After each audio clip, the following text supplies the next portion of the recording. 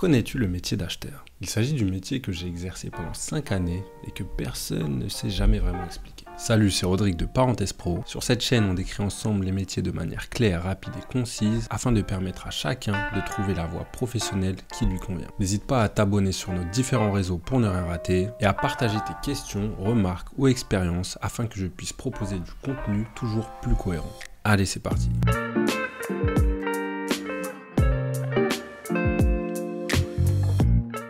L'acheteur est un professionnel responsable de l'achat des biens, services ou matières premières pour son entreprise. Son rôle est crucial pour permettre à son entreprise d'obtenir les meilleurs produits ou les meilleurs services au meilleur prix, tout en respectant les normes de qualité et les délais. L'acheteur travaille en étroite collaboration avec les fournisseurs et les différents départements de l'entreprise, tels que la production, la logistique et la finance par exemple.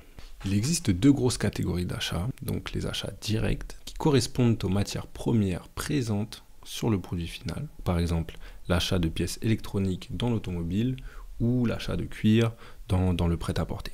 Et ensuite les achats indirects qui correspondent aux achats qui ne sont pas présents sur le produit final. Donc par exemple, l'achat de logiciels informatiques pour permettre aux employés de travailler efficacement ou l'achat d'un service de nettoyage pour garder les locaux propres. Dans les deux cas, les missions principales sont similaires. Donc, il y a d'abord l'analyse des besoins internes, il faut recueillir et comprendre les besoins des différents départements de son entreprise. La recherche de nouveaux fournisseurs, donc identifier et évaluer les fournisseurs potentiels afin de réaliser des appels d'offres par la suite. La négociation des contrats, donc négocier les termes des contrats avec les fournisseurs en parlant des prix, de la qualité, des délais, des conditions de livraison et des garanties par exemple. Le suivi ensuite de la performance, donc évaluer la performance des fournisseurs et gérer les relations avec eux pour garantir une qualité de service constante.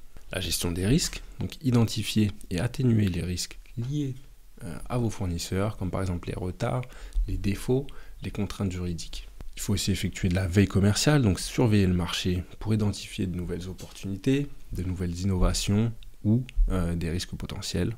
Et il y a ensuite la gestion des commandes. Donc passer les commandes et suivre leur exécution jusqu'à la livraison. On peut honnêtement également déléguer cette tâche au service approvisionnement en soutien généralement. Travailler en tant qu'acheteur nécessite donc certaines compétences. D'après moi, il faut avoir des compétences relationnelles fortes.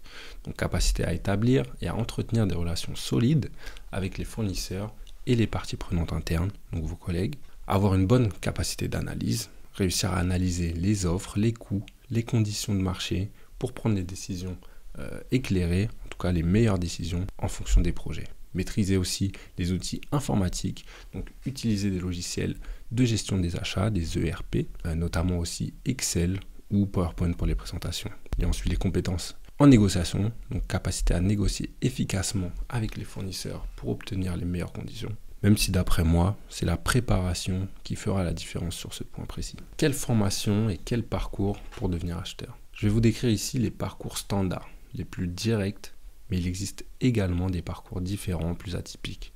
Donc il ne faut surtout pas s'arrêter à ce que je vais dire, c'est pas du tout une vérité absolue. La majorité des acheteurs possèdent un bac+5 en commerce, en gestion ou en achat. C'est mon cas par exemple avec un master en achats internationaux. Concernant l'expérience, avoir une première expérience professionnelle est souvent requis. Et comme partout, d'après moi en tout cas, c'est obtenir cette première expérience qui est le plus difficile. Personnellement, je recommande très fortement de suivre un cursus en alternance pendant vos études. C'est ce que j'ai fait et j'ai adoré. Vous pouvez aussi effectuer des stages pendant votre master. Il existe ensuite d'autres certifications qui peuvent être valorisées et vous permettre d'accéder à des niveaux d'acheteurs intéressants. Concernant l'environnement de travail, l'acheteur travaille généralement dans un bureau ou en télétravail. Il dispose généralement d'autonomie sur son poste, donc ça c'est un vrai avantage. Il a des déplacements fréquents qui peuvent être prévus en fonction du poste, aller rencontrer les fournisseurs, visiter les sites de production ou participer à des salons professionnels.